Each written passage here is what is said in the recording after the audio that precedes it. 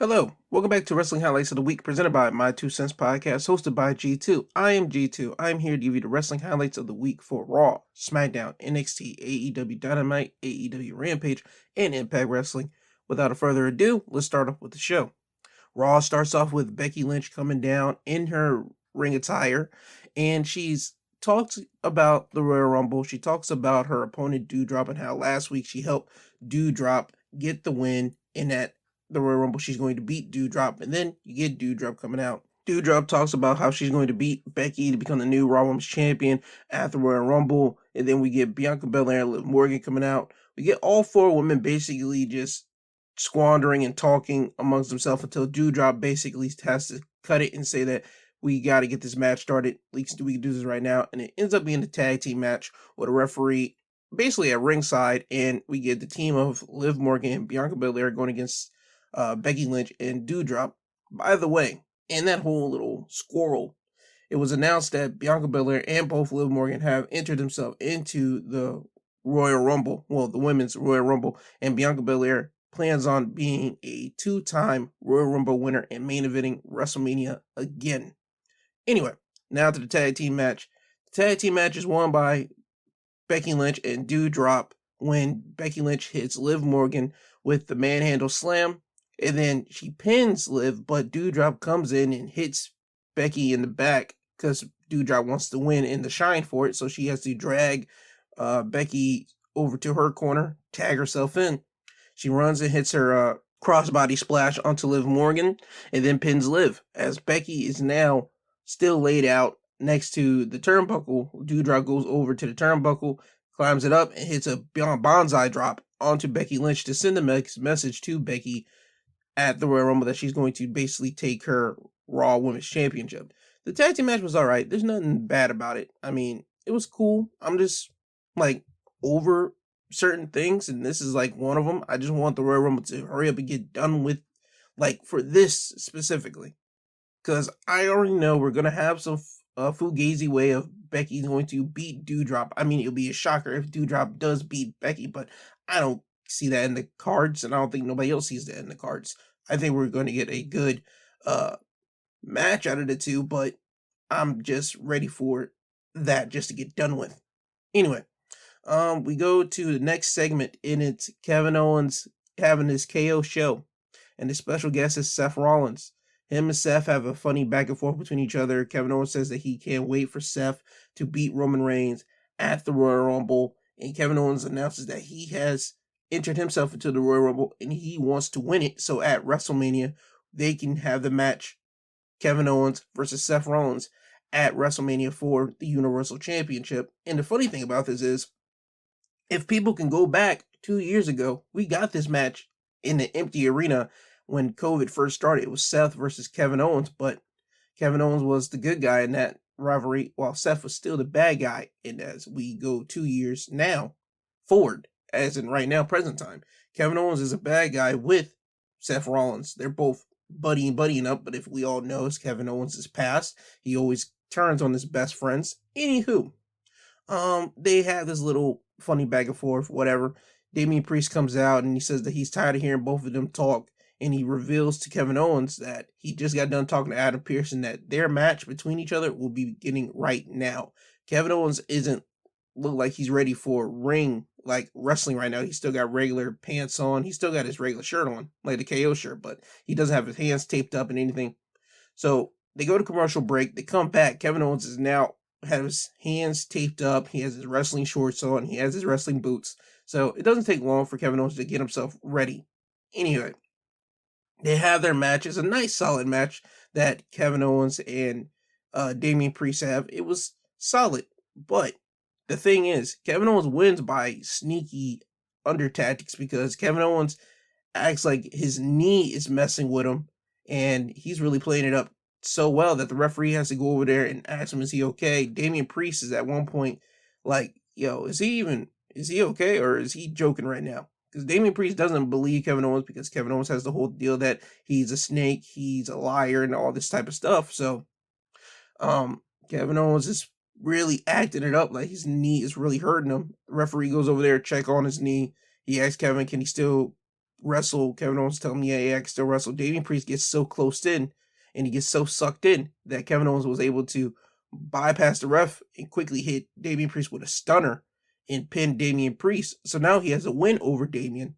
So what that means is Kevin Owens is probably next in line for a United States Championship match. And we're probably going to get that 2 weeks from now, or if not 2 weeks, next week. But I'll probably say 2 weeks because WWE is that type of deal. Because next week is the Royal Rumble, by the way. So I don't think we're going to get a United States Championship match on Raw next week. So probably 2 weeks from now. Anyway, after this, we get Finn Balor going against Austin Theory. Austin Theory beats Finn Balor because before the match begins, Austin Theory is told by Vince McMahon that if he doesn't win, he's going to have Austin Theory be drugged, like somebody drag him to his office, and Vince McMahon's going to beat him up, break his bones, break his face, and just basically bloody him, beat him up to a bloody pulp, and basically make him ugly. It's kind of weird hearing this from Vince McMahon. I'm not gonna lie, because Vince is an old man, and if you hear how he's saying it to him, he looks like he's turned into Joker mode whenever he says it. I want people to look back at that segment literally and look at Vince's whole face and demeanor and tell me you don't get like Joker vibe off of Vince McMahon. Anyway, Austin Theory does beat Finn Balor when he hits with the ATL, and that's basically a fireman's carry turned over into a knee drop. And that's it. And then after the match, Austin Theory beats down on Finn Balor some more, takes a selfie of Finn Balor laying on the ground, and then he walks away. I mean, it's cool. I understand what they're trying to do with Austin Theory, but my whole point is, why is Finn Balor being the guy that has to be sacrificed for this? Is Finn Balor going to get like a big major win somewhere down the line? And I mean, like probably the Royal Rumble or probably something else like big, probably like the Elimination Chamber. I don't understand it. Every time Finn Balor has had a run on the main roster, it doesn't turn out good. The only time he's ever, and I mean ever, had a good run was technically his first run on the main roster. And that was like in 2016 when he first got called up from NXT, but it got cut. And I mean cut hard because of an injury that he got with Seth Rollins at SummerSlam. And he dislocated his shoulder and he had to give up the Universal Championship literally the next night. And ever since that night, I feel that WWE, the big time like brass in WWE, has really never seen Finn Balor as the guy anymore. I mean, they have their little moments, they'll pick and choose it, but it just seems to me that they don't really see Finn as the guy that can carry them as somebody did in 2016. Finn was the man in 2016 when he got to the main roster. He comes up, spends a couple weeks, he beats Roman Reigns to put himself in the SummerSlam match to crown the first ever Universal Champion. He beats Seth Rollins at SummerSlam to be the first ever Universal Champion, but he dislocates his shoulder. He has to give up the belt, and it just seems to me that somebody in the top brass just doesn't view Finn as the man as he should be viewed as. But the thing is, it's not Triple H, because every time Finn has gone back to NXT, he goes and hits home runs over and over again. So he can prove to everybody that he can actually do this.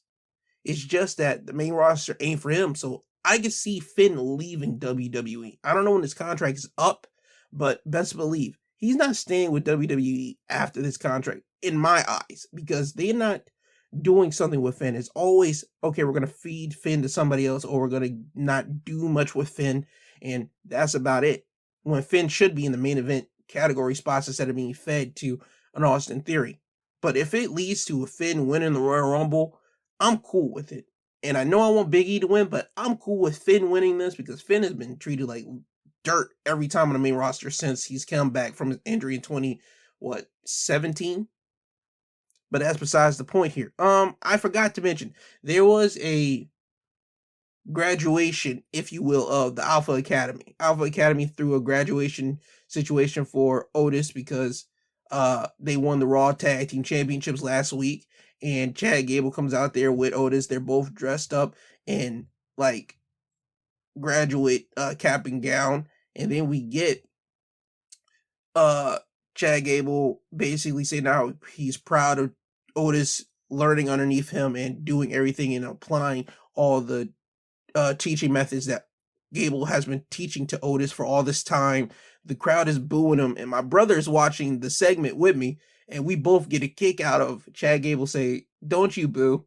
Don't you boo Education. That's gross." And we both laugh at that hard because everybody don't, just to say, booing Education is gross. It's funny. It's funny in any context you want to just throw it at. Just see that segment and just, you'll know that it's funny. It brings back the early Kurt Angle, like real early Kurt Angle, like when he got hair and he came into WWE, well, F at the time. Look at that promo and look at Gable, what he's doing now. You can see the similarities between the two. Just want to throw that out there.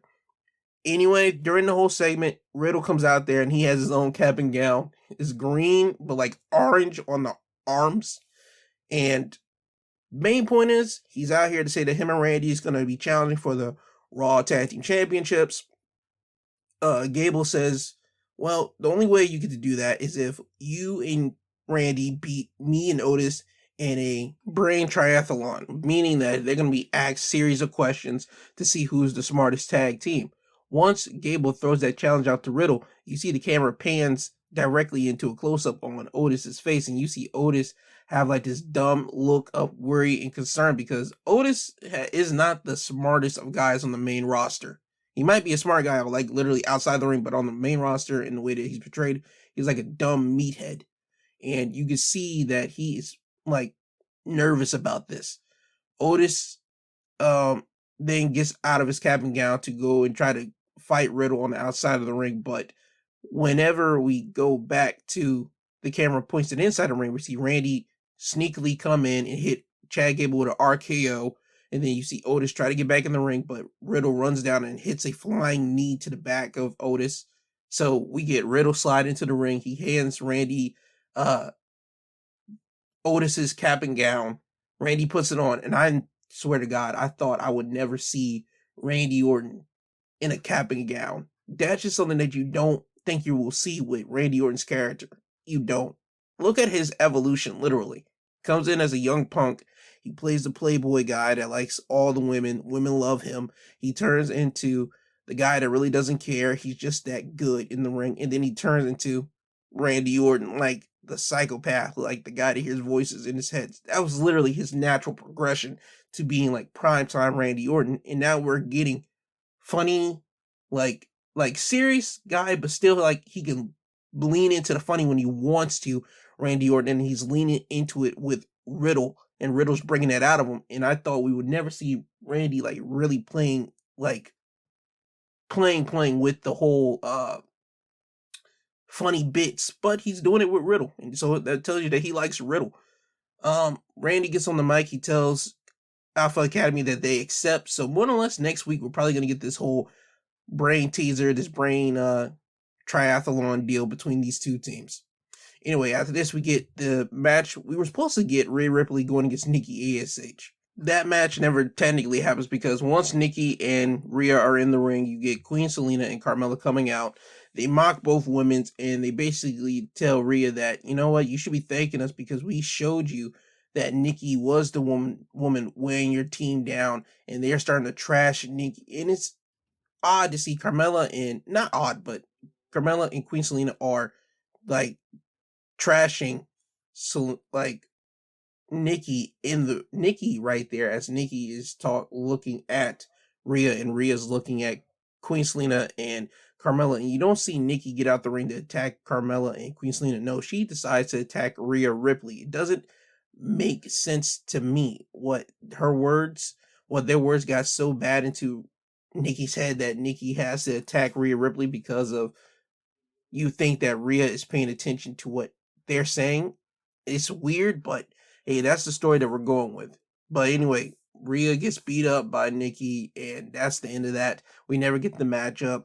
They're probably saving that, and more or less when that match actually does happen, we're probably going to get a ruthless side of Rhea Ripley to beat up on Nikki, because in reality aspects, when you look at the two, let's be honest, Rhea should beat up on Nikki ASH for this. And Rhea is too strong to be like dominant, not be dominant over Nikki.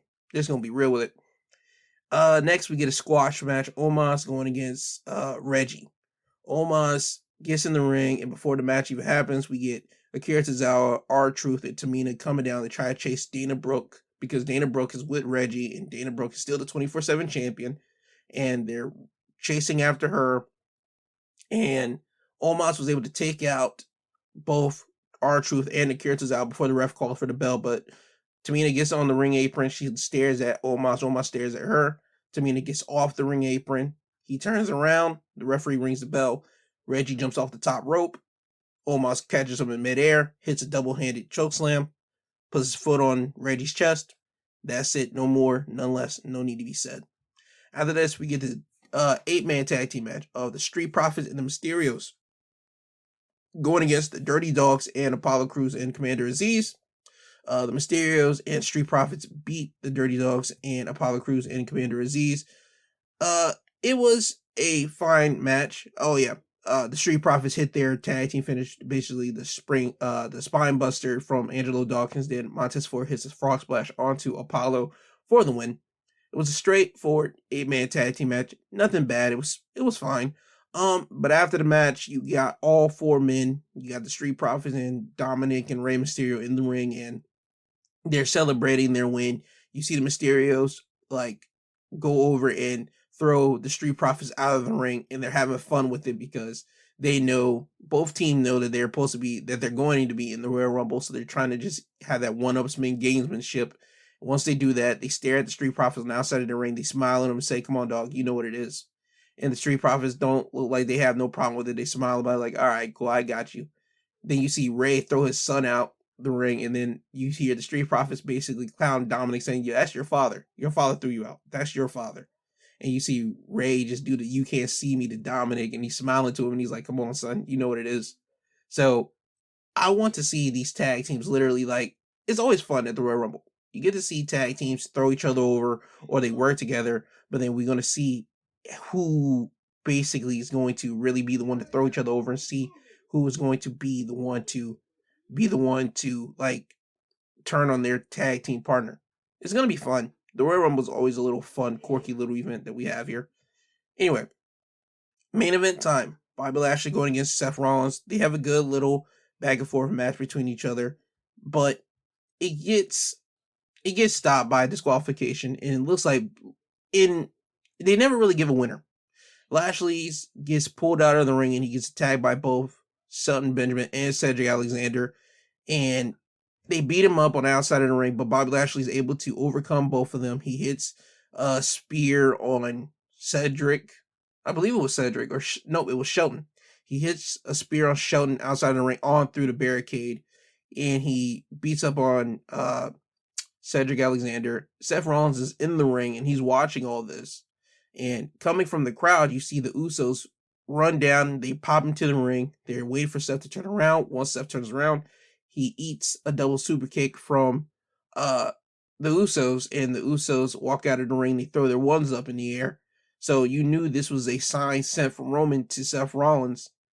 And you know Seth has to go to Raw SmackDown. Seth's more than likely going to go to SmackDown and going to do something to Roman Reigns. We know this is going to happen.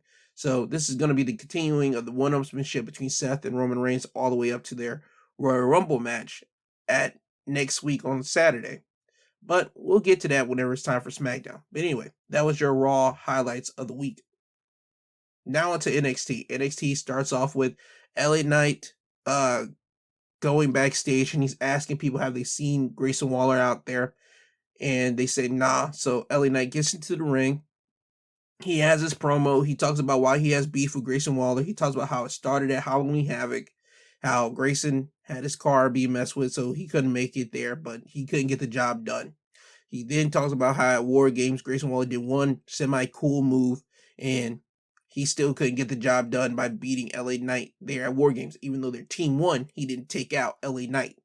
And then he talks about how he had to take LA Knight out at the parking lot whenever LA Knight took one of Grayson Waller's, potential chicks, because the chick didn't want to be with Waller. She wanted to be with LA Knight.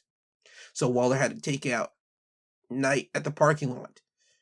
Waller comes out after hearing all of this. He tells LA Knight that he got a restraining order against him, and that LA Knight can't be within 50 feet of Grayson Waller.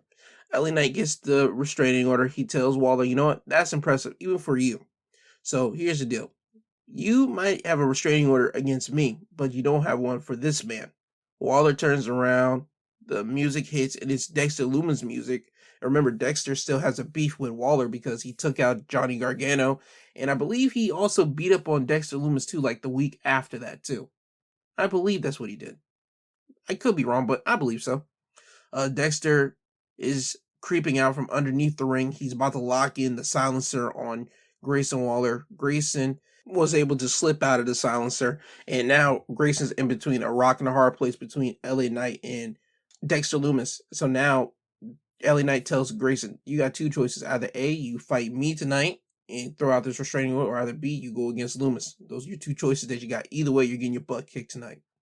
So it goes to commercial. When it comes back from commercial, we see the match happening, and it's Grayson Waller going against Dexter Lumis. LA Knight's nowhere around the vicinity. Grayson Waller does beat Dexter Lumis with help from a mysterious man, because whenever Grayson Waller and Dexter Lumis were fighting on the outside of the ring, Waller was able to push Lumis into the commentary table, and then he was able to get himself back into the ring. While Waller is trying to go back to the outside of the ring, the referee gets in between him, so he can't do that. So as this happens, you see a big mysterious man like come out of nowhere. He grabs Dexter Lumis, throws him into the ring post, and then throws Dexter back into the ring. Then you see Waller get out of the ring. He runs from the ring apron, rolls into the ring, and hits a rolling cutter on Dexter Lumis for the win. And we come to find out this man has been paid off by Grayson Waller, and this is Grayson Waller's new security. And if you do a little bit more research on it, this guy is also one half of the Indie Sheer tag team, and this was the guy that technically kind of leaked the information. I want to say it was 2 years ago. By God, it was 2 years. Anyway, 2 years ago when Keith Lee won the NXT and the NXT North American Championship from Adam Cole at the Great American Bash special 2 years ago. This was the guy that accidentally leaked that information to the world, and he hasn't been seen nowhere no time soon since that incident, and now he's back in NXT. He's the guy with Waller. And he hasn't even gotten a name yet. He hasn't gotten a name, but that was the last time we've seen him. But now he's apparently back in NXT. He's apparently back in somebody's good graces after being like sat out for a whole solid year and some months.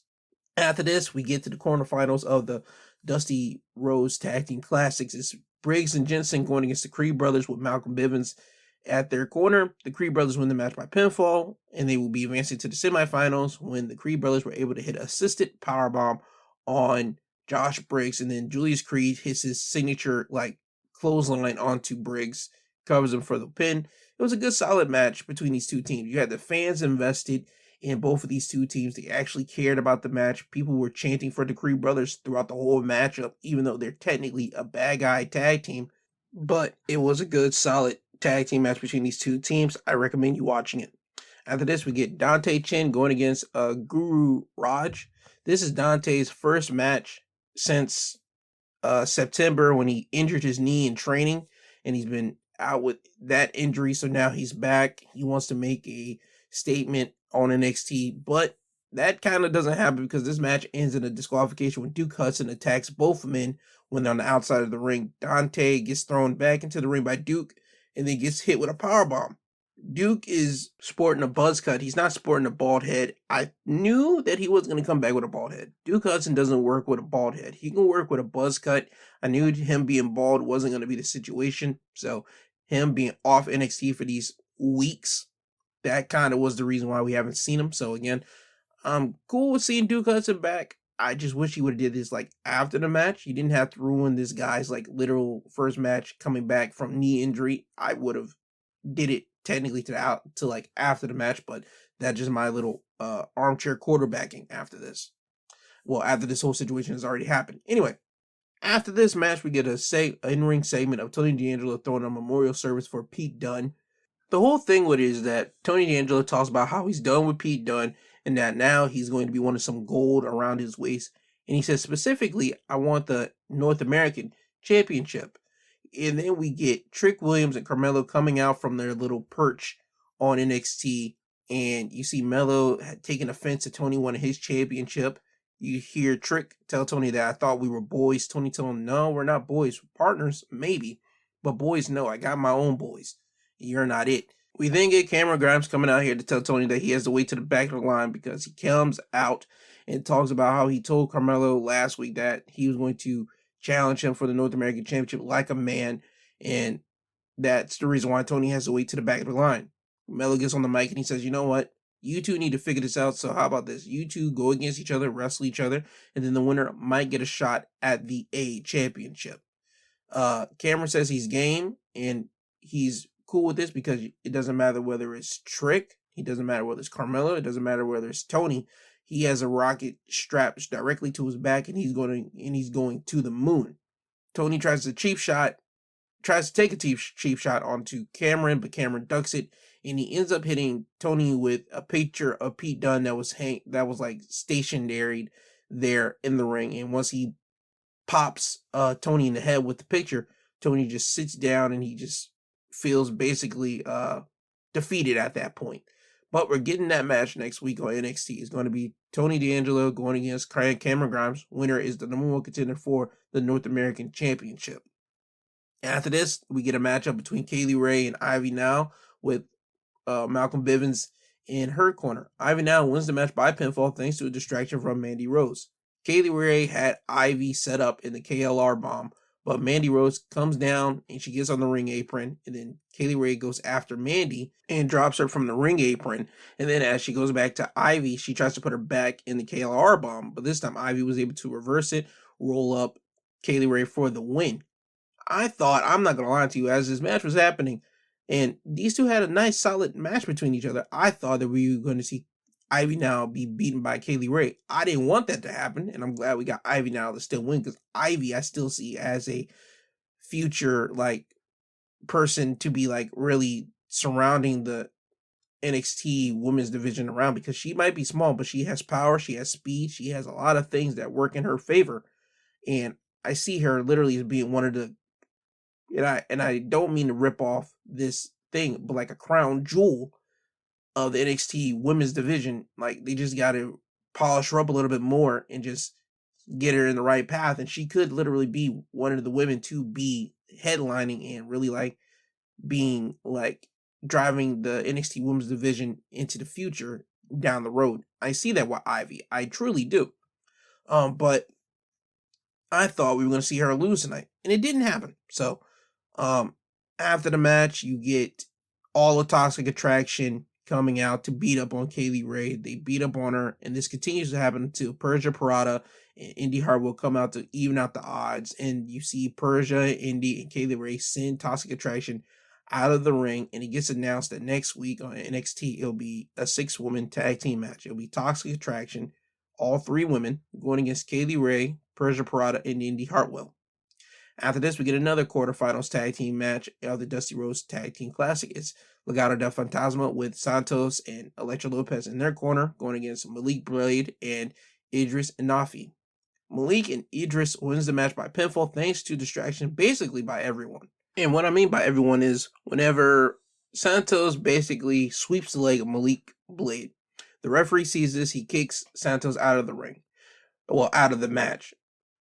Santos gets on the ring apron because he's not trying to leave the match. He's not trying to leave the ringside area. But Braun Breaker comes out. He grabs up Santos and starts walking with him basically almost to the back area. And while this is happening, you see Raul Mendoza and Joaquin Wilde both set up Malik Blade for their tag finish. Raul runs the ropes. He gets pulled out of the ring by Idris Inafi. And then you see Malik Blade roll up Joaquin Wilde for the win. And this was a surprise win because everybody thought that Legado del Fantasma was going to win this and they'll face whoever they're supposed to face next in the semifinals, but that's not happening. It's going to be Idris and Malik Blade. This was a shock win, and we're probably seeing Malik and Idris probably go to the finals if they got this win so far off. I wouldn't doubt that they'll probably be in the finals of the Dusty Rhodes Tag Team Classic. It's going to be cool. If they do it, it's going to be fine. It's going to be cool. Because remember, this is NXT, the new era, and they want to push new young superstars. And Malik and Idris are new and young superstars. So we'll have to see whenever NXT does happen. Well, their next episode next week, but also this also does push the rivalry that we're getting of Santos Escobar and Braun Breaker, because earlier in the night, Braun Breaker had an interview and Elektra Lopez walked in between the interview and kind of disrupted it. And she was trying to talk to Braun Breaker, but Braun had to cut her off and say, I don't want to hear it from you. I don't want to hear nothing. Listen, if Santos Escobar, if anybody wants to try to talk to me, he can do it to my face. He doesn't need to send anybody. Santos walks up and says, I'm not sending her. If I wanted to talk to you, trust me, I could talk to you. Thing is, that championship right there, you're a young pup.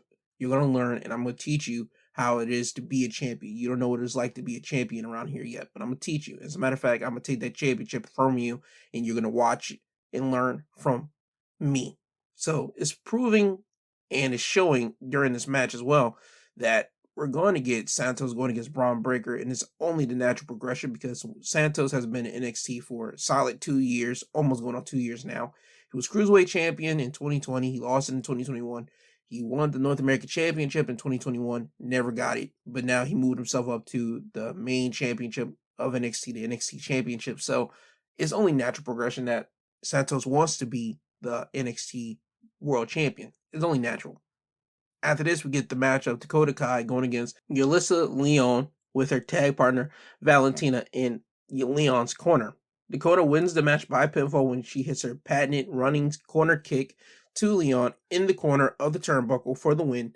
Solid match. I mean, they gave Leon a lot in this match against Dakota Kai. I mean, they're trying to do something with Leon and Valentina because they had a video package earlier in the night for both of these two ladies, and they're trying to signify that they are a tag team, and they're more than likely will be in the Dusty Rhodes Women's Tag Team Classic starting in February. Anyway, after the match, Leon's tag partner Valentina goes in to check in on her, but Dakota attacks her, and she even puts her now in the corner turnbuckle, and she's ready to hit her with the corner kick, but Leon pulls Valentina out of the ring, and now you are seeing Valentina and Leon basically looking at each other, making sure they're both okay, as Dakota is just staring at them. Dakota is the woman in NXT that's basically scorned from a bad breakup. She sees any woman tag team, and she's basically trying to warn them that, listen, this is going to end up in heartbreak and tragedy, or, she doesn't care about you, or something like that, because she is still feeling she still has the side effects from being like with Raquel Gonzalez and how that whole thing ended. She's basically the scorned woman of NXT. And that's basically Dakota Kai's whole new thing now in NXT. But again, that's Dakota Kai and Yulisa Leon. Now we get to the main event. The great main event of NXT is Walter going against Roderick Strong with Michael Bivens in Roderick's corner. Walter wins the match by pinfall when he hits Strong with a power bomb and covers him.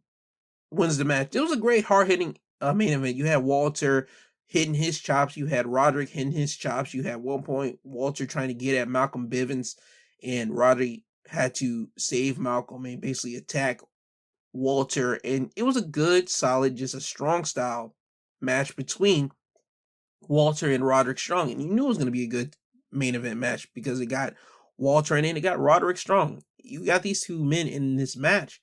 How could you go wrong? Anyway, after the match, this is where the internet kind of took offense to something. After the match, the ring announcer was about to announce and the winner, do the traditional stuff. Walter gets on the microphone and says, cut that. And he has to do it himself. He says, and the winner of this match is Gunther. I did not at the time understand what that was. I was like, okay, what does that mean?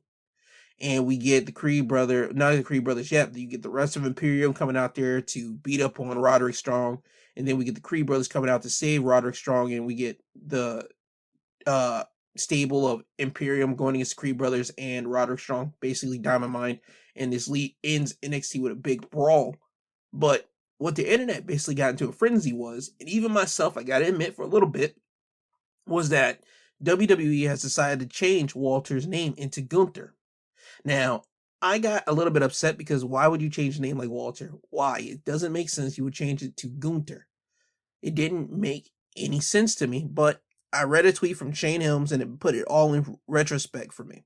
Shane Helms talked about how he debuted in WWE and he said that I lost my name, I lost my entrance music, I lost my gear, I lost the Cruiserweight Championship. Walter just lost his name. I'm pretty sure he'll be okay. And he put it all into retrospect and I thought about it and I said, you know what? He's right, because in WCW, Shane Helms was Sugar Shane Helms, Shane. And whenever he got over to WWE, he couldn't call himself Shane Helms because apparently Vince doesn't want two Shanes on WWE product because you got his son Shane McMahon and then it would have been Shane Helms. He didn't want that. So he had to go with Gregory Helms. So that's when we end up with Gregory Helms in WWE, or better known as the Hurricane.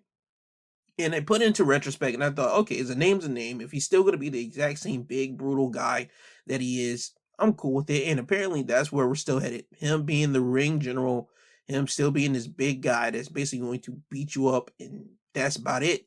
I'm cool with it. So, but the rest of the internet lost their mind. People are still going to call him Walter. I'm going to call him Gunther now. Let's see how long this lasts. A lot of people weren't happy with it. Shoot, I'm still not cool with it, but hey, just looking at that tweet, it put it in retrospect, and I'm like, all right, let's see where we go with this. Let's just see how we do this. But anyway, that is your NXT wrestling highlights of the week. Now on to AEW Dynamite. AEW Dynamite starts off with an in-ring promo from the returning Jon Moxley. And I must say, Jon Moxley looks a lot better. And I mean a lot better. My man comes out looking skinnier, and he looks just better than when we last saw him. Last time we saw him, he was sporting like the eagle's nest on his head, but this time he has hair back on his head now. He looks way better than what he used to. I'm not gonna lie, he looks like WWE era of Jon Moxley. He doesn't look muscle toned like he was back then, but he looks just skinnied out. He looks like he's back to himself. He looks like he's actually happy now.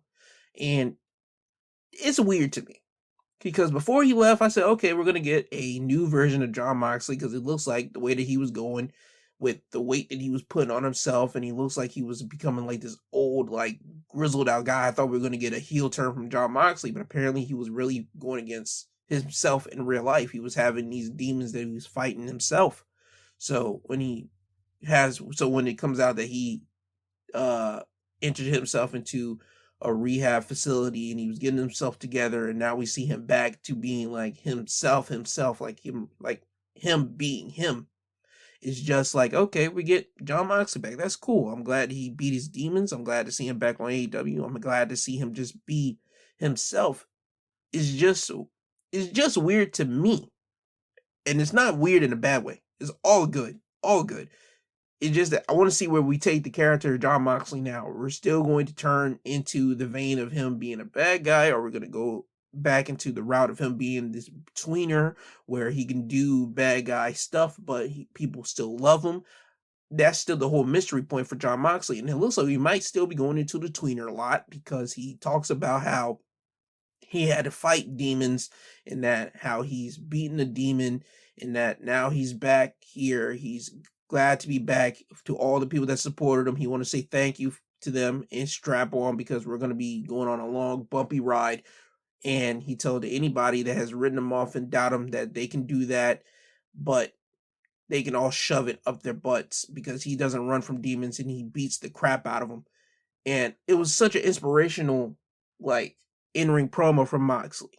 It was, because it gives everybody hope, because people have gone through demons. People are going through demons every day. People are fighting, going against their demons every single day, and they're trying to beat them. So with Moxley being here, being the beacon of hope for people that are going against their demons, it's great to see this from Moxley, because he's the true, like, symbolism that, hey, if I can beat my demons, you can beat yours too. We can do this together.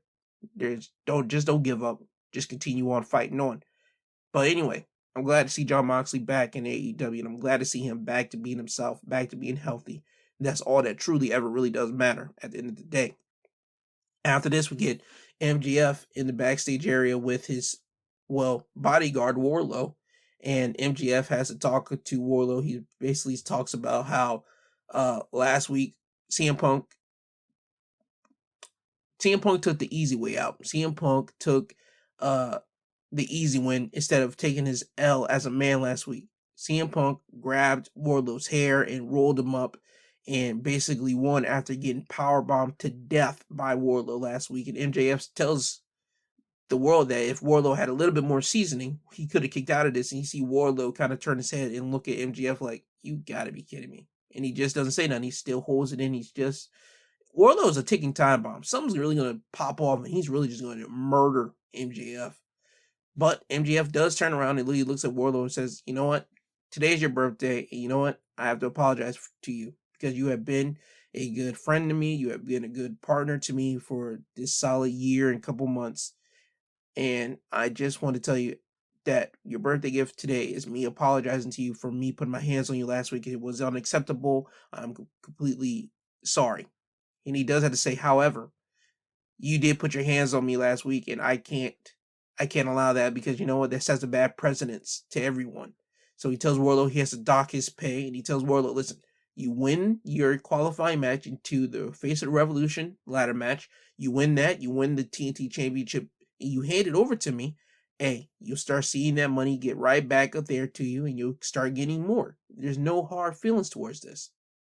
And he tells the camera, and he goes right back to it. He talks about how Shawn Spears is going to be beating up CM Punk later tonight, and he ends with his signature slogan, I'm MJF, I'm better than you, and he puts his arm around Wardlow, and he says, and you know it. So it seems to me that Wardlow is going to turn on MJF soon, but when? We have no idea. First match of the night is Adam Cole and Britt Baker going against Orange Cassidy and Chris Statlander. Mixed tag team match. Is a good match to open up AEW Dynamite. At the end of it, however, we get Britt Baker going through a table by her own fault, if you will, because her and Adam Cole dragged the ringside, like people that carry the bell and all that type of stuff, the timekeeper. They grab that table, they bring it over to the ring, and they wanted to put like Orange Cassidy through the table, but Adam Cole gets in the ring, Orange Cassidy runs the ropes, and Britt Baker's on one of the ringside area right next to the table. She's on the ring apron, and Orange Cassidy tried to catch himself, but he still hits the rope, and Britt Baker happens to pop off that rope and fall through the table. Orange Cassidy turns around, and he sees that what he's done. He's like, oh no. Adam Cole sees this, and he starts getting furious, and when the referee is looking at Britt Baker to see if she's okay, Adam Cole goes right behind Orange Cassidy, hits him with a low blow, and then hits him with a running knee to the back of the head, the boom, and beats and covers Orange Cassidy, pins him, and beats him. So you get Adam Cole and Britt Baker beating Orange Cassidy and Chris Statlander. You had Orange Cassidy and Chris being able to get their stuff in. They were able to beat up on Adam Cole and Britt Baker. It was a solid mixed tag team match, all in all.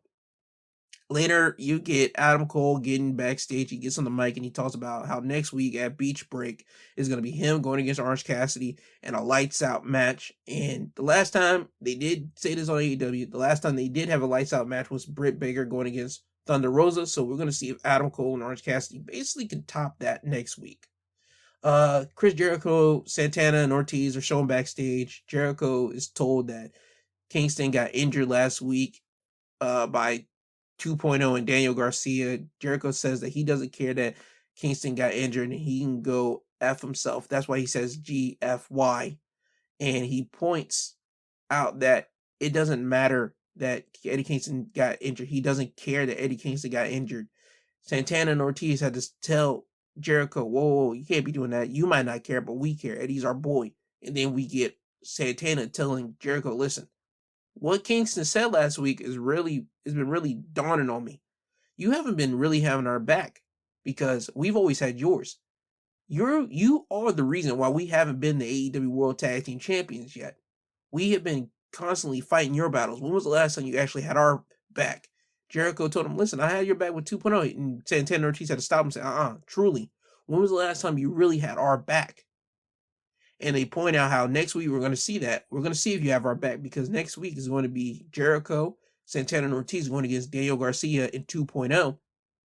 And we're going to see if Jericho truly has Santana and Ortiz's back. And this is pointing right into Inner Circle basically disbanding. It's more or less probably going to be Jake Hager probably being the muscle for Chris Jericho. Sammy being by himself and Ortiz and Santana probably even being with Eddie or Eddie probably being with those two. We'll have to see how that goes, because again, everybody's been saying the same thing. Why isn't Santana and Ortiz tag team champions? It's weird because again, the tag team division were kind of built off Santana, Young Bucks, and the Lucha Brothers. No disrespect to any other tag team, but those are the three that we thought, okay, those will be the World Tag Team Champions. 2 out of those 3 have already been tag team champions. Santana and Ortiz have not. So we're gonna see when they actually get their hands on the tag team titles, and we're gonna see how they carry them. But right now, the inner circle is breaking up, and we're slowly starting to see the cracks before the big boom. After this, we get CM Punk going against Shawn Spears, and MJF is on commentary for this. This match is so quick and so short because the bell rings, Shawn Spears runs directly into CM Punk. CM Punk's able to hit a couple reversals on Shawn Spears and then lift him up for the GTS, hits him with the GTS, covers him, pins him, done. Probably about a good 2 to 3 minutes match right here. And that's it. CM Punk is then looking at MJF as he did the commentary. He's pointing for MJF to come down.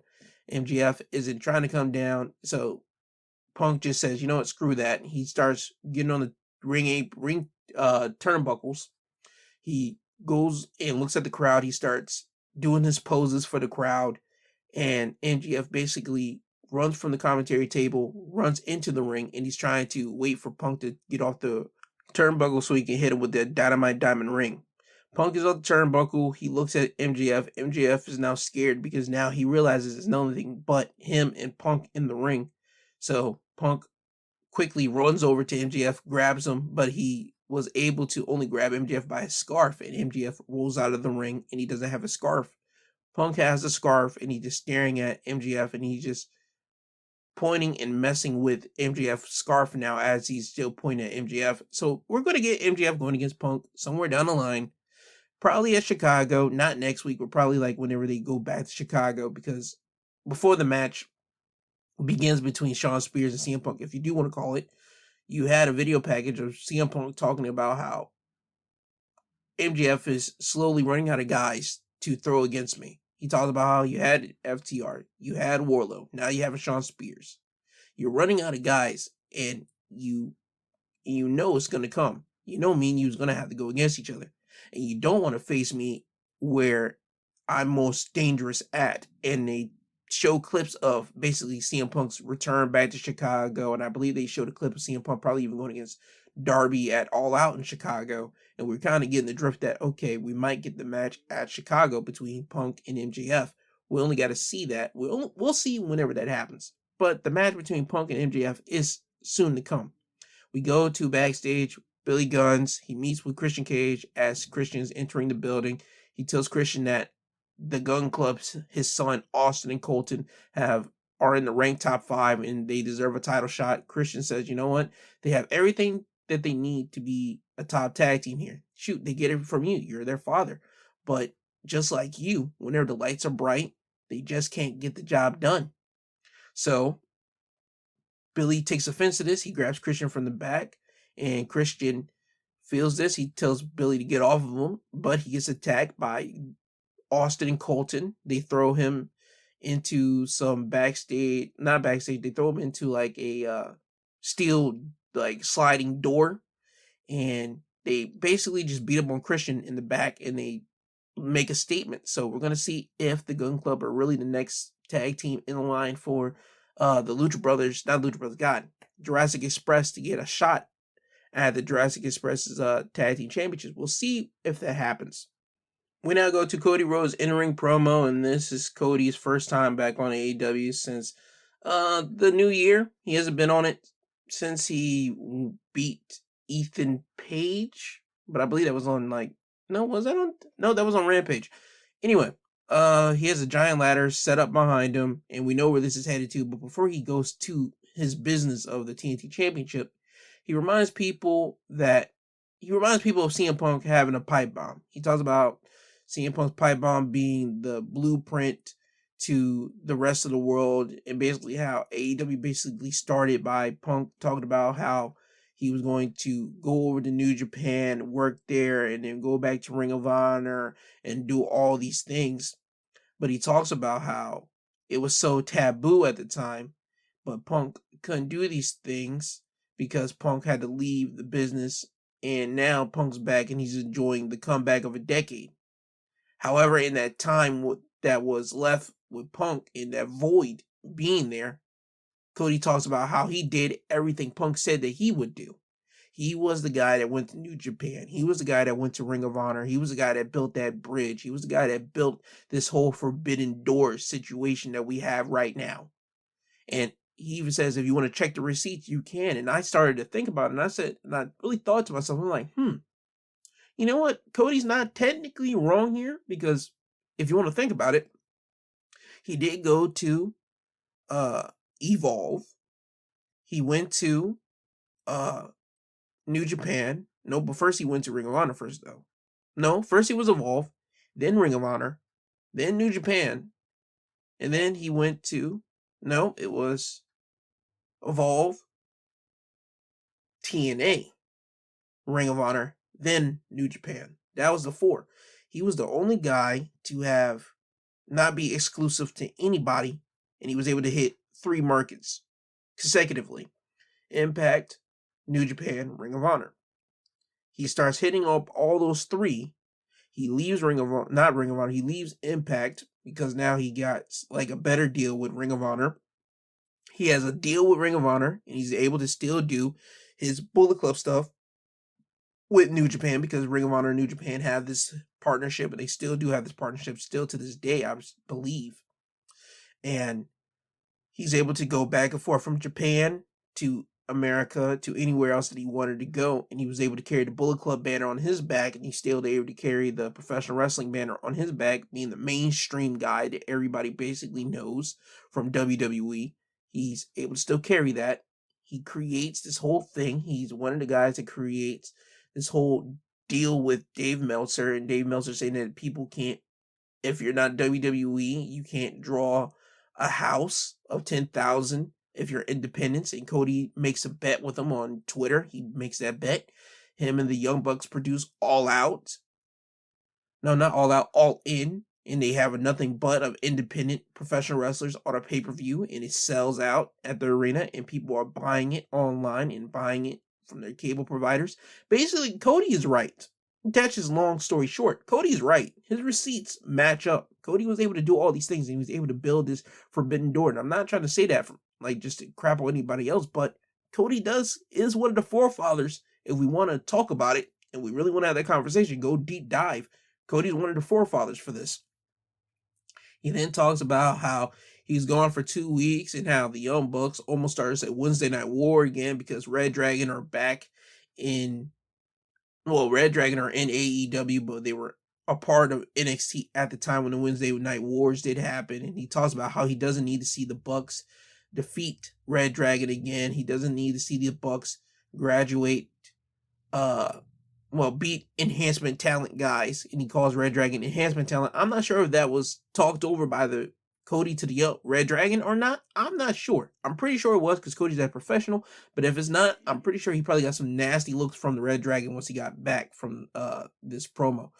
And he then talks about how Ricky Starks is one of his best friends in the world, and that he doesn't want to see him take the lethal injection because that's one of the cutters that people don't ever kick out of. So he tells Ricky to really avoid the lethal injection. And he talks about how you got to have balls to come into AEW and call yourself Brody. And he talks about Brody King coming in here. And he talks about how that's going to be a big mistake in 8 years when Brody Lee son, Brody Jr., comes into wrestling, and he'll show off why he is the one true Brody. Cody then goes off and talks about AEW doesn't have secondary belts, and the only reason they technically have a secondary belt right now is because there are 2 TNT AEW champions. So now he gets into his business. He talks about how Tony Khan sent him a contract and Sammy a contract in the mail, and at Beach Break is going to be both of those championships hanging above the ring in a ladder match, old school Razor Shawn style, WrestleMania 10. So we're going to get Sammy going against Cody in a ladder match for both the TNT championships. We'll see how that goes. I see probably Sammy winning And we're probably going to get Johnny Gargano popping out and probably walking down towards the ring and shaking the winner's hand. I'm saying it's probably going to be Sammy, but I can see Cody winning it, because why would you win it from Sammy on Christmas Day to only drop it at Beach Break? It won't make sense to me. It won't at all, but we'll see how we'll get there. If it was my betting bet, I'll say Cody wins and Johnny Gargano pops up. He goes down to the ring, shakes Cody's hand, and he looks at the TNT title and tells him, I'm next for that. And they'll accept it because AEW likes big surprises, and Gargano being spring break, that Beach Break's going to be over in Cleveland, and they've been hyping this up for a minute. We're going to see Gargano popping up, and he's going to be the one. After this, we get a matchup between the House of Black, and that's Malachi Black and Brody King going against Brian Pillman Jr. and Griff Garrison, the Varsity Blondes. Quick, solid tag match. This is more just to show off what Brody King can do in the ring. The House of Black beats the Varsity Blondes when they hit Dante's Inferno, which is basically an assisted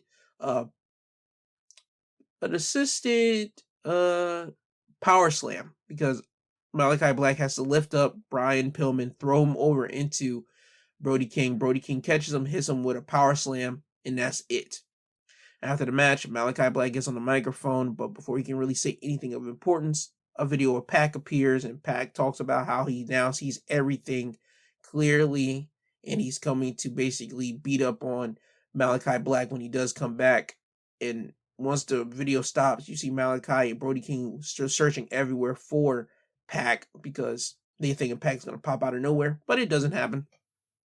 We go to our next match. Frankie Kazarian going against Lance Archer with Jake Roberts and Dan Lambert in his corner. Lance Archer beats Frankie Kazarian when he hits him with a chokeslam, then follow up with a blackout. Good, solid match between the two. Both of these guys are TNA or Impact Wrestling veterans, so they worked together before and they have some chemistry.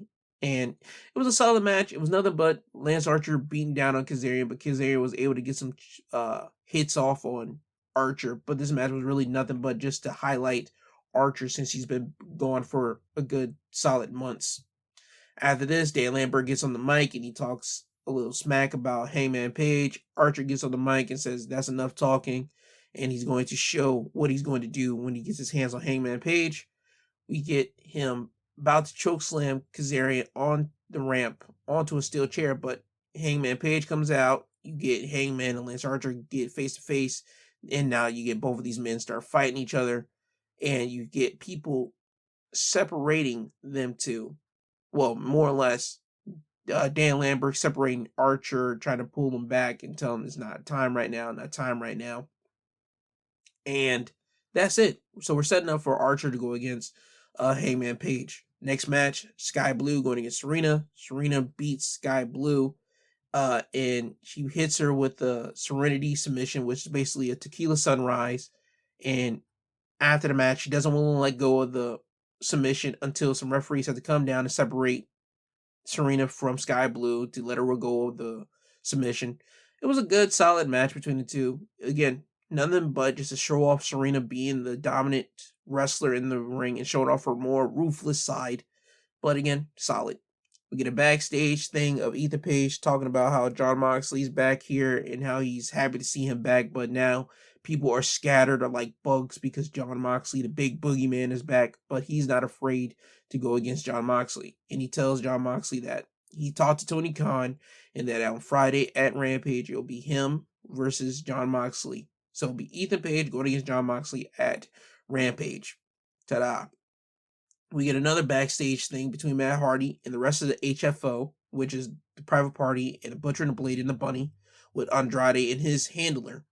Matt Hardy talks about how he sold Andrade 51% of the HFO, but he is still the CEO of the company, and that him and the Private Party have 3 of the chairs of the whole business agreement. So Private Party are technically parts of ownership of this whole new group, and Andrade is the president, and that's it. It's just basically we're creating one big mega faction now. So now Andrade's technically like the guy for this whole big mega faction, but Hardy will still be like the president, not president, but the CEO, the minds behind the situation. And Private Party and Butcher and the Blade are still going to probably be like the lackeys. I can't wait to see all this whole thing basically just go away. I mean it. Andrade is a superstar. They need to do something with him. We already know where they're going with next because Andrade wants to have Darby in this whole super group. But we're gonna see when that if that happens, and it probably won't because Darby is his own man. He likes working with Sting. We'll see it. After this main event, the Acclaim going against Darby Allin and Sting, and it's more or less Sting because they take out Darby Allin before the match happens, and Darby Allin has to go to the back. So it's more or less a handicap match throughout this whole thing of Darby not being there, but Sting going against the Acclaim. And Sting was able to beat up on the Acclaim by himself. I mean it. Like, Sting was able to beat up on the Acclaim. Yeah, sure, the Acclaim were able to beat down on Sting because it's 2-on-1, obviously. But Sting was able to hold his own, and he was actually able to lock in the Scorpion Deathlock on Anthony Bowens. But Max Caster tries to punch Sting, but Sting doesn't let go of the Scorpion Deathlock, but Max Caster has to hit Sting with a super kick, and that does the trick. With now the referee being distracted, Anthony Bowens goes outside of the ring, grabs the big old boombox that they carry, hits Sting with it, and out of nowhere, Darby Allin runs off and he just comes out and he blasts Anthony Bowens. So now Darby's back into the ring, and now it's a tag team match of Darby and Sting going against the Acclaim. Darby Allin and Sting do win the match when Darby hits Anthony Bowens with a stunner and then the coffin drop and pins him. It was again a good solid main event and more or less showed off what Sting can do by himself if he does have to do 2-on-1 situations. But again, solid main event. AEW Dynamite, solid episode. Now it's time for Impact Wrestling. Impact Wrestling starts off with Tasha Steelz with Savannah Evans in her corner going against Chelsea Green. Tasha Steelz is going against Chelsea Green because they had a backstage altercation last week. And while this is happening, Mickie James is down there at commentary watching this match. Tasha Steelz wins the match when she hits Chelsea with a crucifix bomb for the win. After the match, Tasha Steelz gets on the microphone and she tells Mickie James how she's going to beat Mickie James for the Knockouts Championship and send her back to Tennessee as a loser. This doesn't get underneath the skin of Mickie James, so Tasha has to get more personal, talk about how she's going to send Mickie back to her husband and son as a failure. And once you hit that personal button, Mickie James gets in the ring and she gets in the face with Tasha and they start brawling with each other. Mickie has the upper hand until Savannah Evans gets involved in big boots Mickie James. And now it looks like it's going to be a 2-on-1 attack of Tasha and Evans beating up on Mickie. But Chelsea Green gets on the top rope, hits Savannah Evans with a drop kick, and evens out the odds. So now it's on 2-on-2. Savannah and Tasha Steelz has to retreat. And that's the end of it. Chelsea and Mickie are left in the ring holding each other's hands in victory as they got Tasha and Savannah Evans basically to retreat.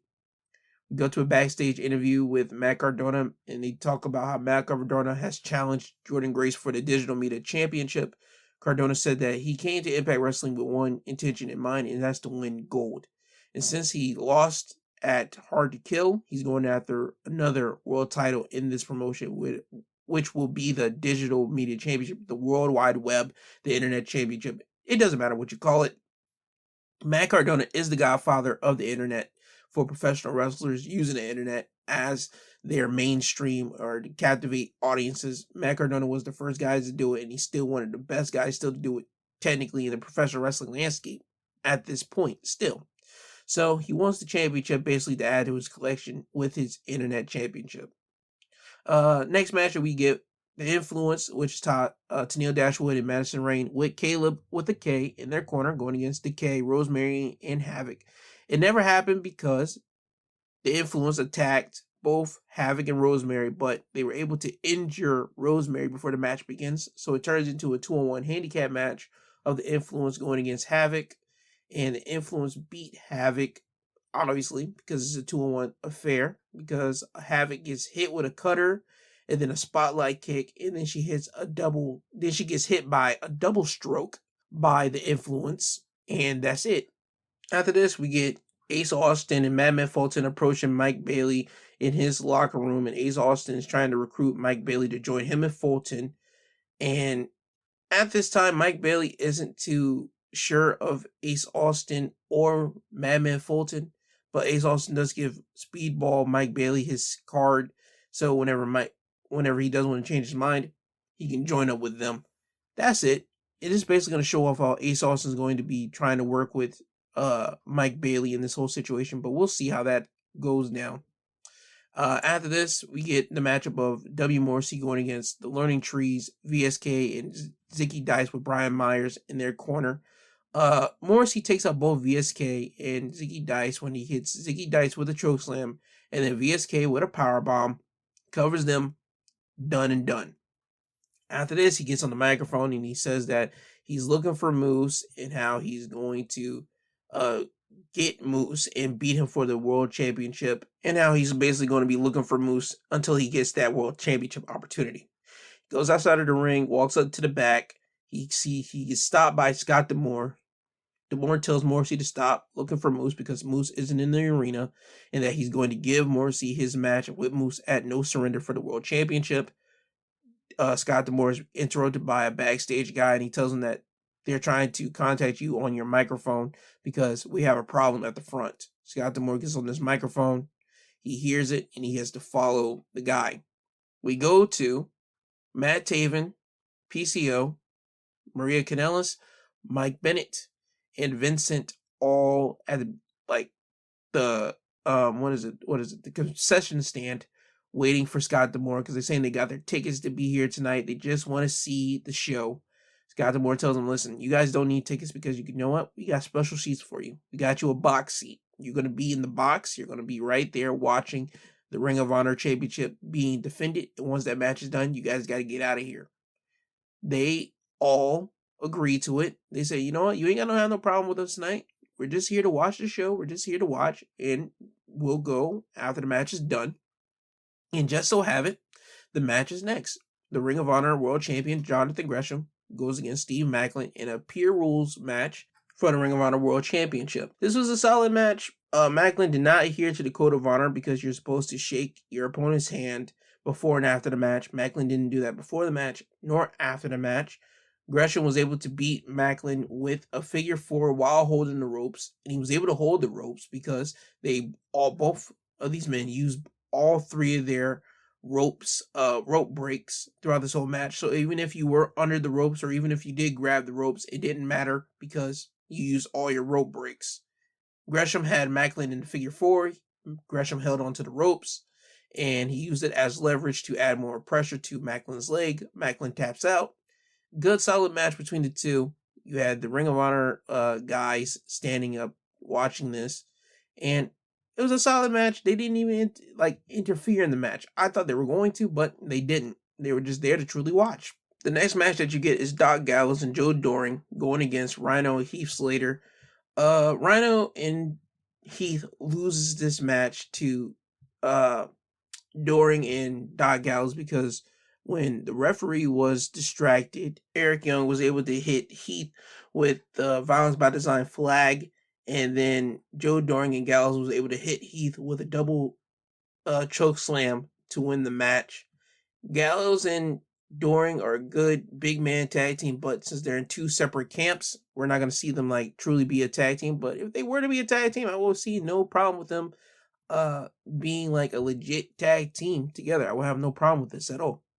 Now it's time for the main event of Impact Wrestling. Josh Alexander going against Charlie Haas. This was a good match between the two men. Charlie Haas hasn't wrestled on television in a minute now, but he's been wrestling on the independents.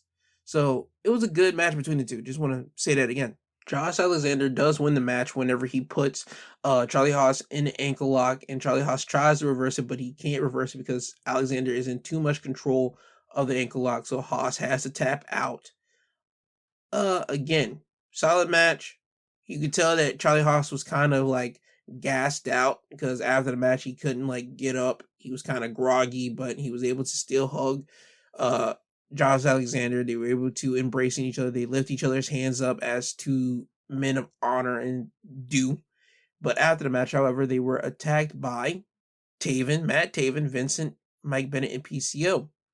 All four of those men jumped on those two, and then you see Chris Sabin come out, and then he tries to make the save, but still the number game, 4-on-3. They still doesn't add up to it. Then you start seeing Rich Swann, Willie Mack, Heath, and Rhino come down. So now they're finally even out the odds. Well, more Impact guys than Ring of Honor guys, but the Ring of Honor guys are still overpowering all these guys and still beating them, all of them up until Eddie Edwards comes down with a kendo stick, and he is able to make the Ring of Honor guys basically run away. So now you got all Impact guys standing in the ring as the Ring of Honor guys run away, and they go back to their skybox, and Maria Kanellis is right there with the microphone, and she's around them. And they say that they used to believe in honor and the rules and doing the right way, but all that has changed.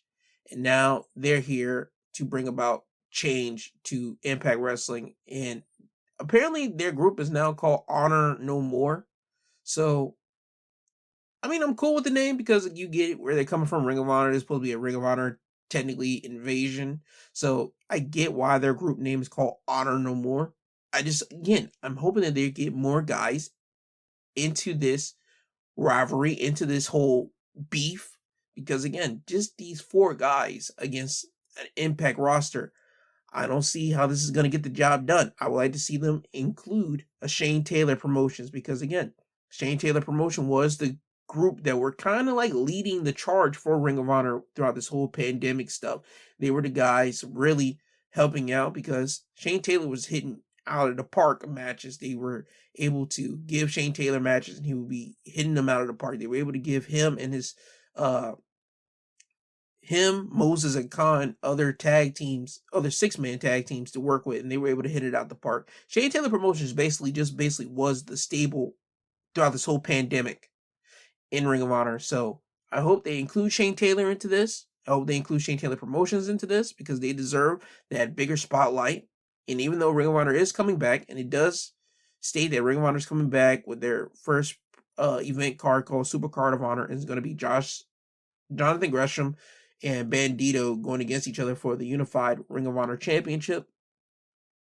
That's fine. I just want Shane Taylor Promotions to be somewhere in the mix of this because they were holding down Ring of Honor throughout this whole pandemic time inside that bubble, along with everybody else. But I just feel that Shane Taylor in his group are like a big piece that are missing in the professional wrestling landscape right now. That's what I feel. People might feel their own separate way, but me personally, I believe that Shane Taylor and his group of men need to be in a promotion right now because they deserve that. They've earned that after being in Ring of Honor during the pandemic time and basically holding it up, being one of the people to hold up Ring of Honor. But anyway, with all that being said, that is your Impact Wrestling highlights of the week. Now it's off to SmackDown. SmackDown opens up with an in-ring promo from the SmackDown Tag Team Champions, the Uso. They're basically out here to let the people know that Roman Reigns is the longest reigning Universal Champion with the days of 508 days consecutively. They give this big, long introduction saying that Roman Reigns is the longest reigning Universal Champion, and Roman Reigns comes out. Roman gets in the ring. He does his whole acknowledge me shtick. Then the Usos get on the microphone and say now they're going to play a highlight video of Roman as the Universal Champion. They started off from day one, whenever, not the pay-per-view, but when he actually won the actual Universal Championship in 2020 in a triple threat match with The Fiend and Braun Strowman. They don't show The Fiend, but they do show Roman hitting the spear on Braun, and they mark that as day one. And then they go forward and they start showing a complete highlight packages of the people that he beat. They show Kevin Owens. They show Bryan Danielson. They show Edge. They show the WrestleMania main event of him and Bryan Danielson and Edge at WrestleMania. They show him beating Cesaro. They show him beating Edge again at Money in the Bank. They show him beating Rey Mysterio in Hell in a Cell. They show him beating John Cena at SummerSlam. Brock Lesnar at Crown Jewel. I believe that was the pay-per-view that they had in Saudi. They show him beating Big E. Like I said, they go through a whole highlight of Roman being the Universal Champion for 508 days. After the video package ends, before Roman can even say anything of like worthy or even anything of major, Seth Rollins' music hits and Seth Rollins comes out Seth Rollins is basically out here to ruin the celebration. And Seth talks about how Roman sent the Usos to him on Monday to do Roman's dirty work. Seth then says that the Usos have been propping Roman up just like him and Mox did in the Shield, and he even said Mox on WWE television. Seth then says that the Usos are the longest reigning tag team champions in SmackDown history, and they have been the cornerstone of that whole entire bloodline, and they should be celebrated because they've been the ones to make sure that Roman stays the Universal Champion throughout those whole 508 days.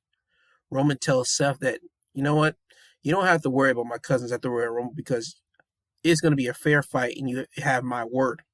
Seth tells him he doesn't believe him, so he decides to make a challenge to Roman.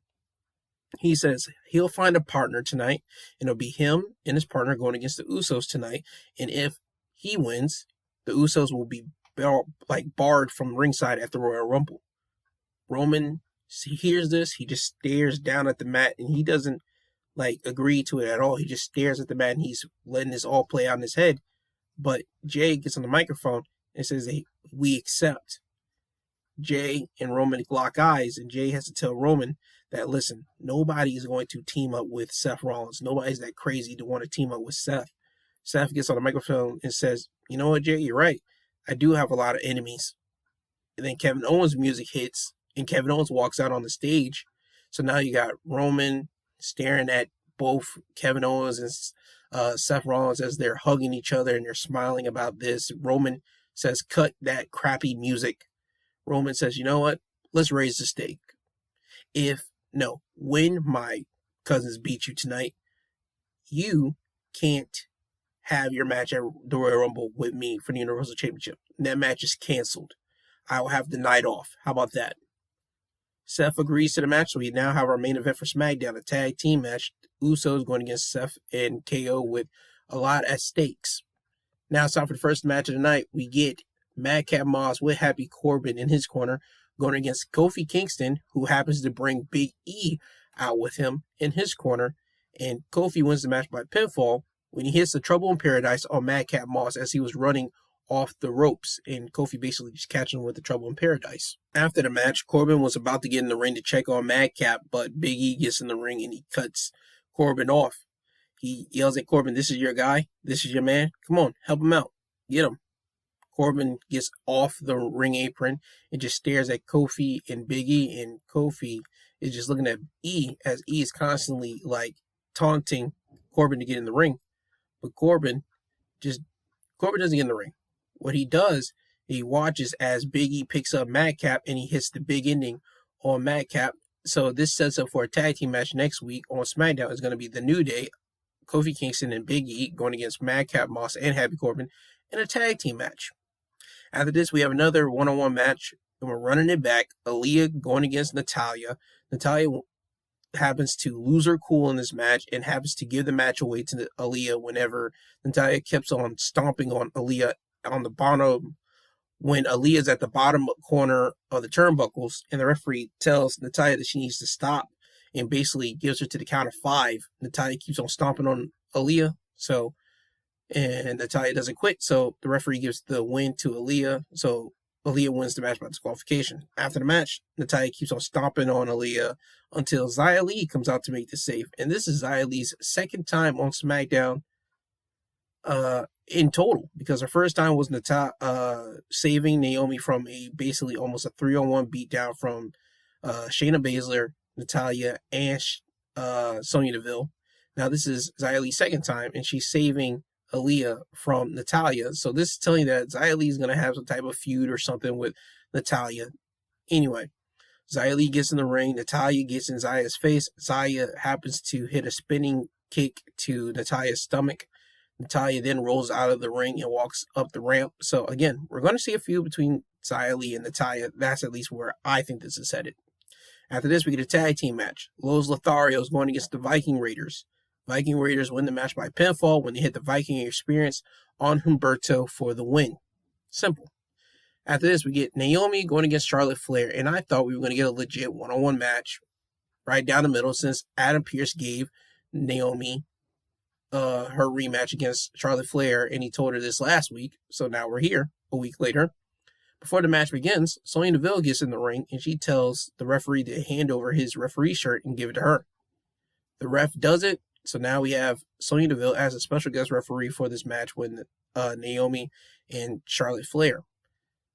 Let me say this right now. This whole thing was a complete screw job, as we all know. Charlotte wins the match by submission.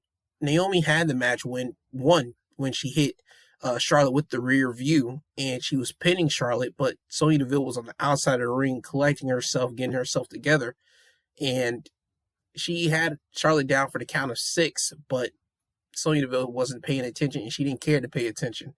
But once Naomi looked at Sonya Deville on the outside, Charlotte got up and hit Naomi behind one of her knees and then locked in the figure 4. Sonya Deville got in the ring and quickly called for the bell, so it was another screw job in WWE history. Pat McAfee's the man. Pat McAfee is straight up saying this thing stinks.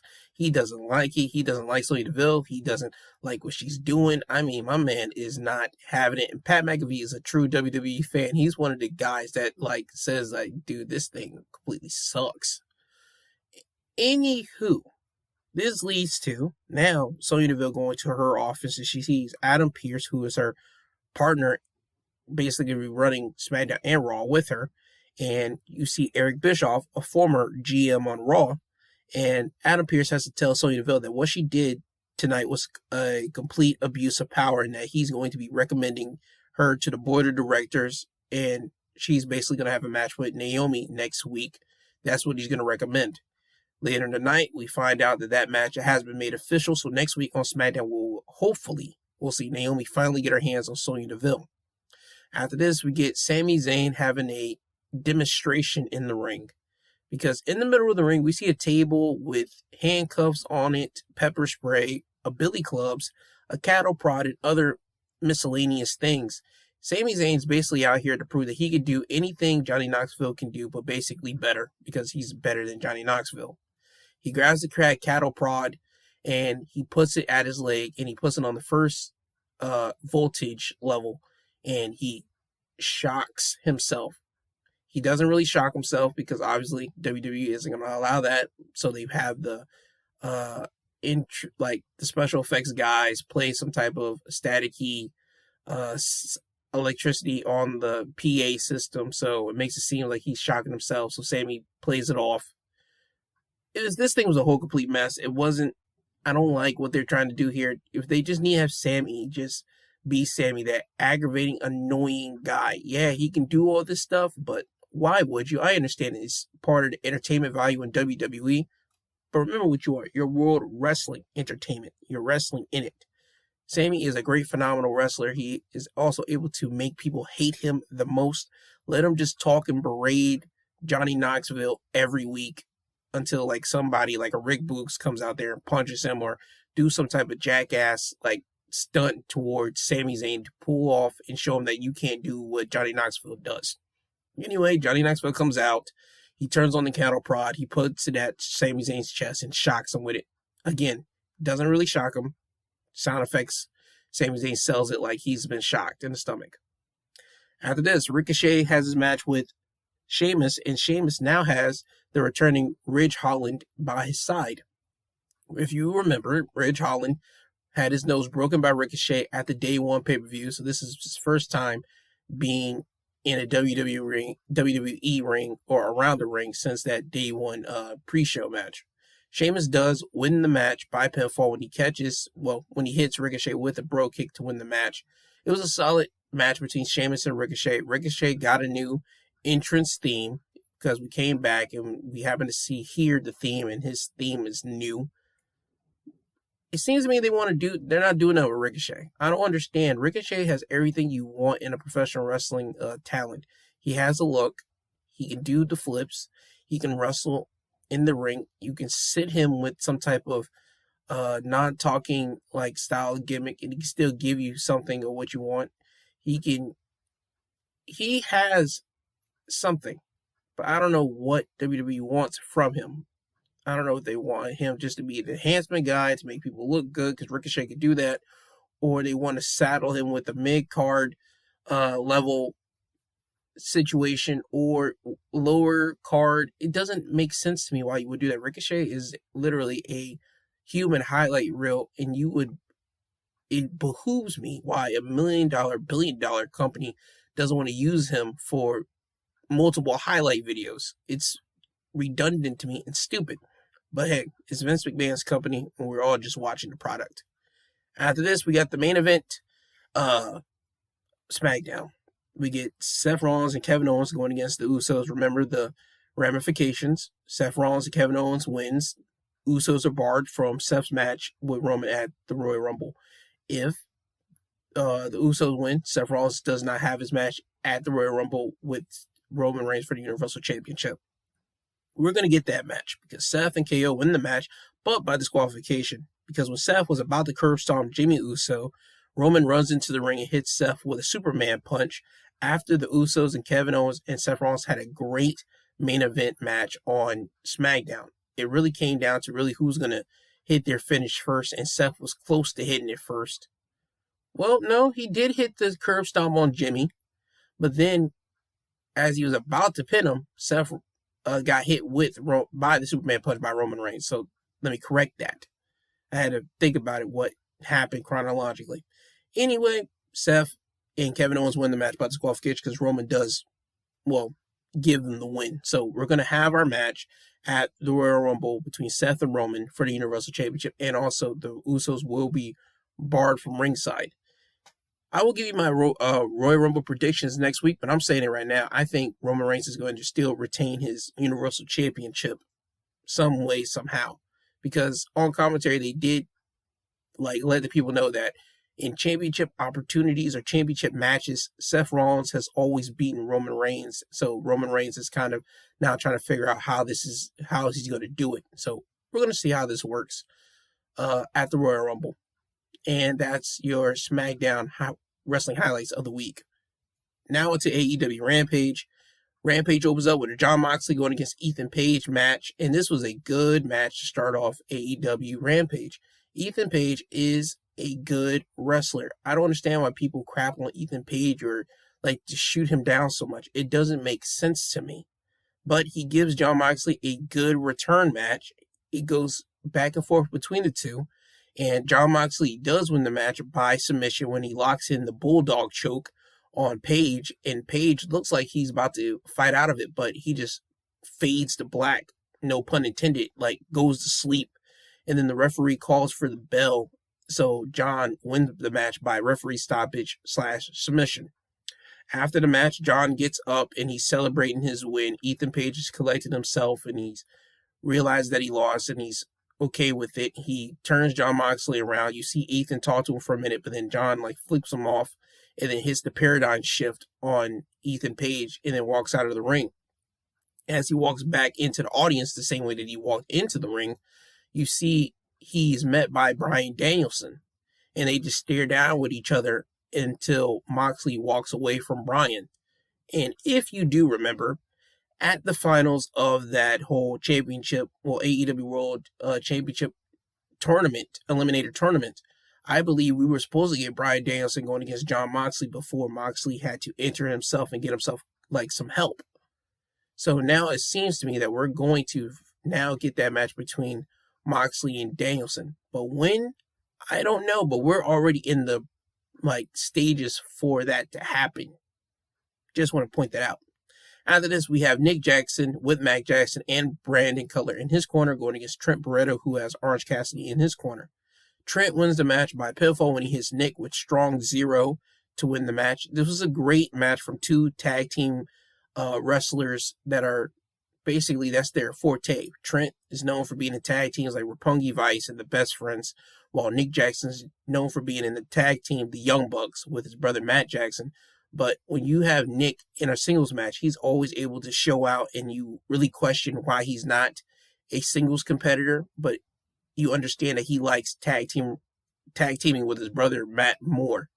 While Trent, again, he's another singles competitor, tag team competitor, that he could be a singles competitor guy. But I just think that he likes tag teaming with his legitimate friend Chuck Taylor. And he likes tag team wrestling more than he does singles wrestling. But again, these two had a great match on Rampage. I suggest you watching it. It was good.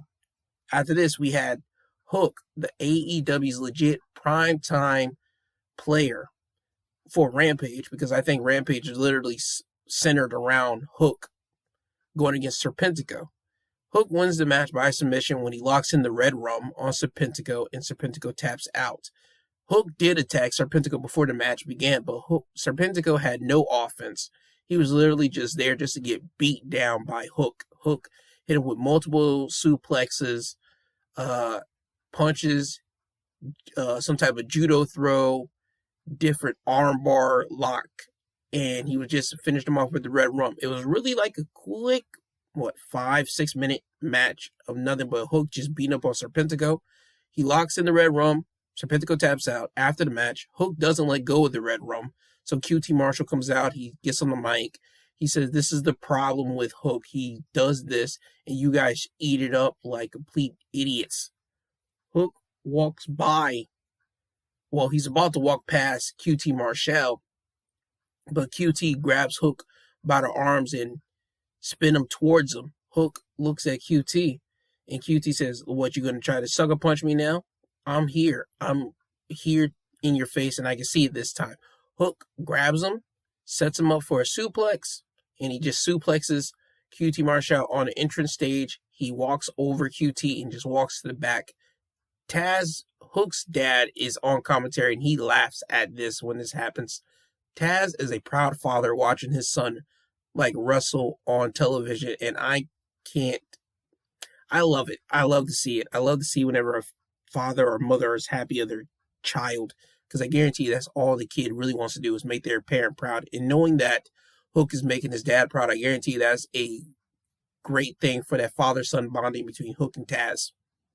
Anyway, now to the main event, the TBS Championship matchup between Jade Cargill with Mark Sterling in her corner, going against her challenger Anna Jay with John Silver in her corner.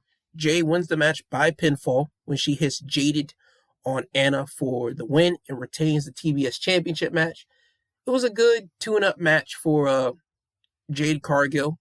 Anna did give Jade a fight. She even at one point had Jade in the Queen Slayer, which is a sleeper hold, and Jade looks like she was not going to tap out, but it looked like for a good second, all right, Jade is in trouble here. But Jade was able to outpower Anna Jay, lift her up, and back her into a corner and basically break out of it that way. Then hit a one-arm powerbomb and then hit the Jaded for the win. Those were your TBS Rampage wrestling highlights of the week. Now, before I get you guys out of here, I just want to say one thing here. I want to thank Mr. Fred Rosser again. Fred Rosser, who is a WWE veteran, formerly known as Darren Young in WWE, but once he left WWE, he went by his name, Fred Rosser, on the Independents, and now in New Japan Pro Wrestling. He is a New Japan wrestler, and he's more known now on New Japan Strong, since he can't go to Japan yet because, the restrictions and everything, but he's a lot comfortable in New Japan Strong over in the West Coast of America. Anywho, Fred Rosser did an interview with me this week and it's out on YouTube. If you want to check the YouTube channel out, it's called My Two Cents Podcast, all one word. And me and Fred Rosser had a talk. Fred, Mr. Rosser, if you will, he broke down why he thinks the Nexus documentary got shelved. And I asked him about can he explain what he talked about in the Nexus documentary that we won't get to see right now. He talked about his time in Nexus. He talked about how he wasn't comfortable at the time because he wasn't out as himself. We talked about other things in the interview as well. I would like for you guys to check it out, but Fred Rosser is a nice human being, because let me give you guys some behind the scenes situation. Before the interview began, me and him tried to figure out how this whole thing was going to work.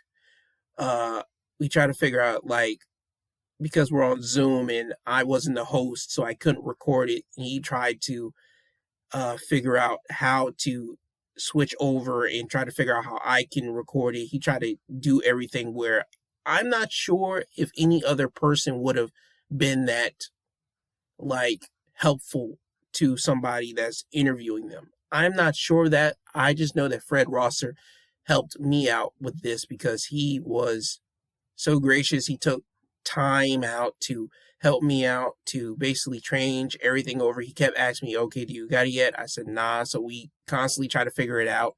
He ended up switching over the hosting position to me, so I was able to record it, and we were able to get the interview on the way. But he took time out to basically help me to get this interview together so we can give out and basically give a good interview so the public will like the interview. I'm not sure if any other person would be able to do that, but Fred did that for me. Mr. Rosser did that for me. So again, I would like to thank him for that. I would like to thank him for also spending more time with me chatting it up on the interview, because he didn't have to. We had a 15-minute time limit, but we extended that probably about 12 more minutes than that. So again, he extended the time out, and I gracefully took it, and I try to get in as much as I can within that time limit, still respecting his time. But I just want to give thanks to Mr. Fred Rosser for that, because again, he's my first professional interview, and with that now being underneath my belt, I know how to look at the camera more. I know what kind of mistakes I made in that interview. I got feedback off of it. So now whenever I conduct another professional interview, I'll be able to correct that in those moments and in those cases, so I won't make those type of mistakes again. So again, thank you to Mr. Fred Rosser for being that first professional interview for me, and just basically having the patience to just be there for me.